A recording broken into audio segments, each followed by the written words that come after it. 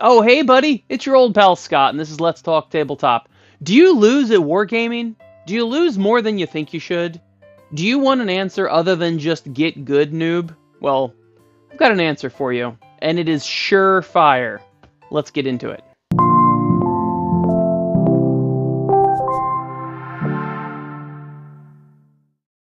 I've been playing war games for a long time, namely Warhammer 40k and Age of Sigmar and Brutality Skirmish Wargame, and there's a lot of people that complain that they always lose. I've had some people that say, oh, I lose so much, blah, blah, blah.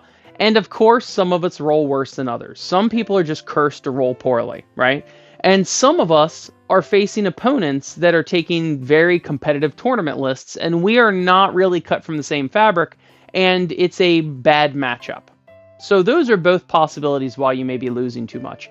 But I can tell you from experience, from looking online, from knowing people, from seeing tables in real life, from going to tournaments, I know the real reason why you've got worse odds for winning at wargaming. And the reason why is no matter who you're playing and no matter what list you're taking or what game you're playing, you don't play enough terrain on the table.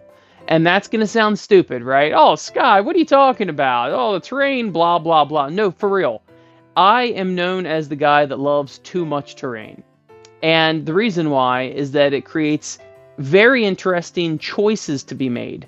Do I go around this building this way? Or do I go around that way? Or do I stay in it? Or do I go through it? What do I do? Those are choices that need to be made. And if you are using a lot more terrain on the board, it's actually more reliant on your strategic ability as a player versus whatever net list you or your opponent are playing with.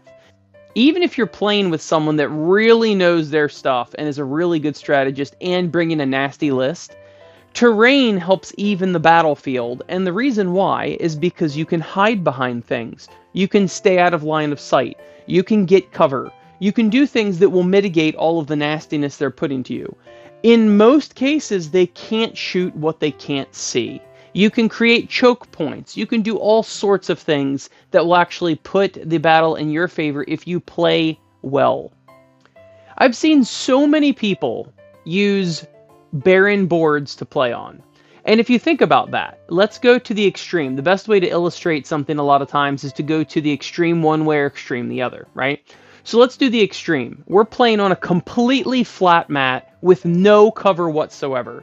Everybody is free to go wherever they want and shoot whomever's in range and all of that. Well, then that doesn't require any strategy. It doesn't require any thinking, right? There's no way to mitigate what the opponent is going to do to your army. So you are going to be at the mercy of whoever rolls better and whoever has the more powerful list. There's nowhere to run and hide. There's no way to mitigate anything.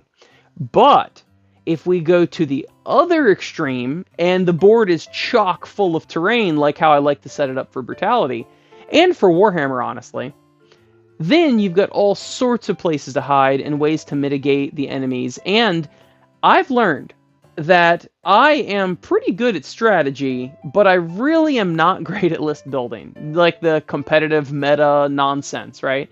And number one, I don't care at all. I take whatever models, like, oh, I just painted these models, I'm going to bring them. Or, oh, this is my favorite unit. They suck, but I'm going to bring them anyway.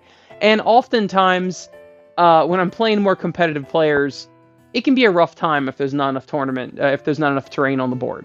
So what I like to do is put tons of terrain on the board, and usually I can outplay, as far as strategically, I can outplay my opponent, because whether your opponent is an actually skilled player or not, they get complacent. They're either not able to make good decisions because they're not a good strategist, or they become lazy in their choice making because they're used to playing on that barren open desert or those open plains. They don't normally have to make decisions.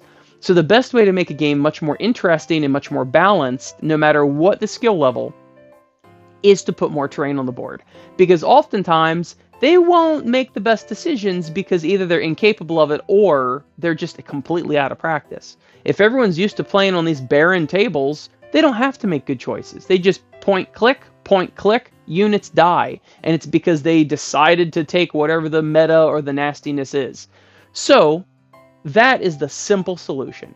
People don't want to hear that because for some reason, everybody's inclination is to put like 3 pieces of terrain on the board. Don't ask me why. I see it time and time and time again. I see it at tournaments, I see it at narrative games, I see it at pickup games.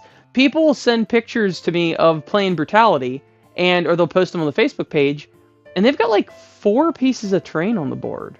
Like almost no line of sight blocking, almost no cover, almost anything. Now, of course, you play however you want to play. I'm not here to bash anybody, but I'm thinking to myself, ranged attacks, whether it be Warhammer, Brutality, anything, ranged attacks are going to be much more potent if there's no cover, there's no line of sight blocking. Even having to charge around this building around this way versus just straight at them is a disadvantage to the attacker, and that helps balance everything. So, the next time that you're just getting walloped on the tabletop, hopefully you will sit back and go, you know what? I didn't have enough terrain on here, and then you'll fix it next time. Thank you for listening, and I appreciate all of you. Thank you to my Patreon patrons for supporting the show, and thank you for any comments, likes, shares, subscribes, anything you want to give me. This is obviously a new channel, and I'm just here for hobby talk. I'll see you next week.